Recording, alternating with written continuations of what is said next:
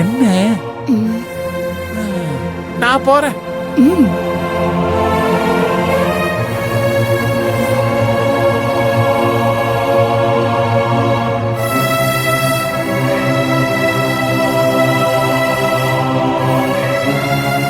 சொல்லுங்கப்பா.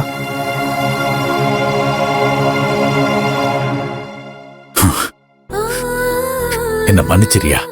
பா, என்னப்பா நீங்க போய் என்கிட்ட மன்னிப்புலாம் கேக்குறீங்க? ஐயா, தப்ப யாரு பண்ணா என்ன? மன்னிப்பு கேட்கறதானே மனுஷத்தன்மை. ஐயா, உனக்கு ஆசை இருந்திருக்கும்ல? உன் வாழ்க்கை இப்படியெல்லாம் இருக்கணும்னு ஆசை இருந்திருக்கும்ல? உனக்கு வரப்போற மனைவி எப்படியெல்லாம் இருக்கணும்னு எதிர்பார்ப்பு இருந்திருக்கும்ல? அது எல்லாத்தையும் ஒரே நாள்ல குழி தோண்டி புதைச்சிட்டேன்ல? ஐயா, என் சுயநலத்துக்காகவும் அண்ணன் நல்லா இருக்கணும்ன்றதுக்காகவும் உன் வாழ்க்கைய பலி கொடுத்துட்டேயா? என்ன மன்னிச்சிரியா? பா, அதெல்லாம் ஒண்ணும் இல்லப்பா. நீங்க இப்படி பேசுறதுதான் ரொம்ப கஷ்டமா இருக்குப்பா. இல்லையா, பொதுவா எல்லார் வீட்லயுமே சந்தோஷமா தான் கல்யாண பேச்ச ஆரம்பிக்கும். ஆனா நம்ம வீட்டுல வீம்புக்காகவே கல்யாண பேச்ச ஆரம்பிச்சது.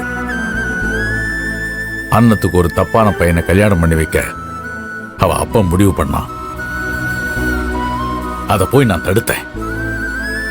அப்போ என்னால அமைச்சு கொடுக்க முடியாத வாழ்க்கைய உன்னால அமைச்சு கொடுக்க முடியுமான்னு கேட்டான். வீம்புக்காகவும் வைராக்கியத்துக்காகவும் சரவணனுக்கு நான் நிச்சயம் பண்ணிட்டு வந்தேன். அதுல அண்ணன் எந்த தப்பும் பண்ணல. தப்பு பண்ணவன் நான் தான். அதுக்கப்புறம் வீட்டுல வந்து நான் அதை சொன்னப்ப சரவணா அப்ப அதுக்கு ஒத்துக்கல. அதுக்காக சபையில போய் நான் மன்னிப்பு கேட்க போனேன். அப்போ நான் அவமானப்பட்டு கூடாதுன்றதுக்காக எனக்கு முன்னால அண்ணன் வந்து அங்க மன்னிப்பு கேட்டா. அதுலயும் அண்ணத்தோட தப்பு எதுவுமே இல்லை கண்ணு. அதுவும் என் தப்பு தான். அம்மாவும் மகனுமா சேர்ந்து நாடகம் ஆடி என்னை ஏமாத்த பார்த்தாங்க. அவங்க நடிப்புல ஏமாந்து போனப்ப மனவரையில நிராதரவா அண்ணன் நின்னா. அதுல கூட அண்ணத்தோட தப்பு எதுவுமே இல்லை கண்ணு.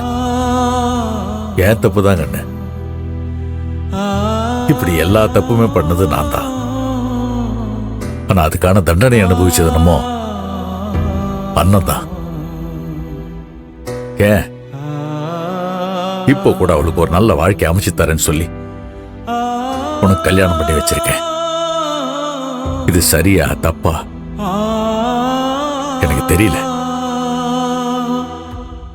ஆனா இதுலயும் அண்ணத்தை நம்ம தண்டிச்சிடக்கூடாது கண்ணு. அது உன் கையில தான் இருக்கு. என் வாழ்க்கை எப்படி நாசம் பண்ணிட்டேன்னு என் மேல கோவத்தை காட்டு. ஆனா தயவு செஞ்சு அண்ணத்துக்கிட்ட காட்டாத கண்ணு. இல்லப்பா, அண்ணத்தோட கல்யாண கனவு தான் நொறுங்கி போச்சு. ஆனா இந்த கல்யாண வாழ்க்கையும் மண்ணோட மண்ணா புதஞ்சிடக்கூடாது கண்ணு.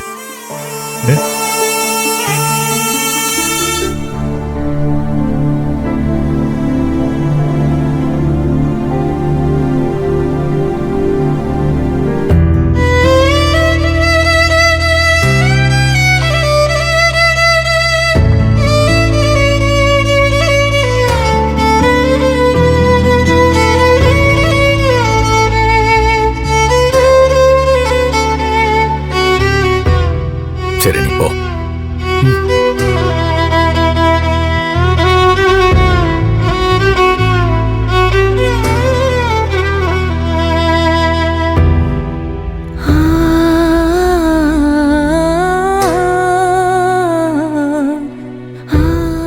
அப்பா, பொண்ணு மாப்பிள்ள இங்க பாலும் பழமும் சாப்பிட்ட மாதிரி சாயங்காலத்துக்கு பொண்ணு வீட்டுக்கும் போய் அங்கேயே சாப்பிட்டு வரணும்பா. நல்ல நேரம் முடியறதுக்கு இன்னும் 1/2 மணி நேரம் தான் இருக்கும் போல. பொண்ணு மாப்பிள்ள அங்க போயிட்டு வந்ததுக்கு அப்புறம் தான் இங்க சாந்தி முகூர்த்தத்துக்கு ஏற்பாடு பண்ணணும். சாமித்தோர மாமாக்கு கொஞ்சம் ஃபோன் பண்ணி எப்ப வர்றாருன்னு கேளுங்கப்பா. சரி, சாமிதுரை பேசுறானா? இல்லப்பா, எனக்கு ஒன்னும் ஃபோன் பண்ணல. நான் வேணா ஃபோன் பண்ணி பார்க்கட்டுமா? வேணாம் விடு. போதையில் இருப்பான், தேவையில்லாதெல்லாம் பேசுவான். நானே பேசுறேன்.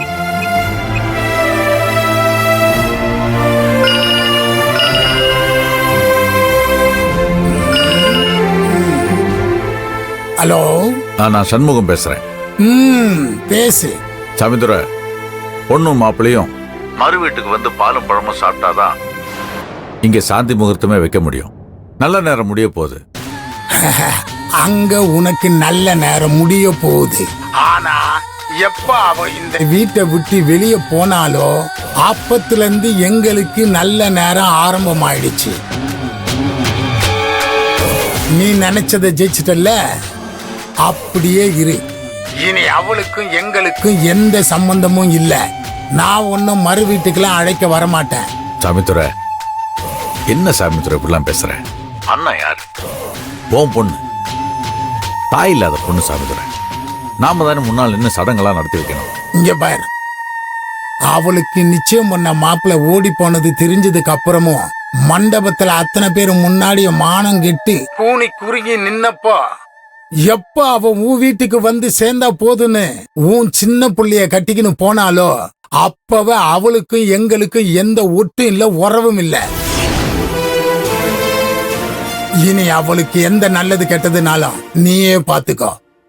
இனி அவ என் வீட்டு பக்கமே வரக்கூடாது. வெய்யா போன.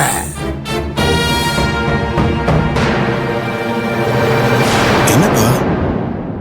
எப்ப என் பேச்சை கேட்காம நீ சொன்னதுக்காக உன் பையனை கல்யாணம் பண்ணிட்டு வந்தாலோ அப்பவே எனக்கும் அவளுக்கும் ஒட்டும் இல்ல, உறவும் இல்லைன்னு சொல்றான். கொஞ்சம் கூட பொறுப்பு இல்லாம பேசுறான். அப்படியே சொன்னார் அந்த ஆளு. இருங்க, நான் போய் என்னன்னு கேக்குறேன். ஏய் தனு, நீ கொஞ்சம் சும்மா இரு. அப்பா, இப்ப என்னப்பா பண்றது?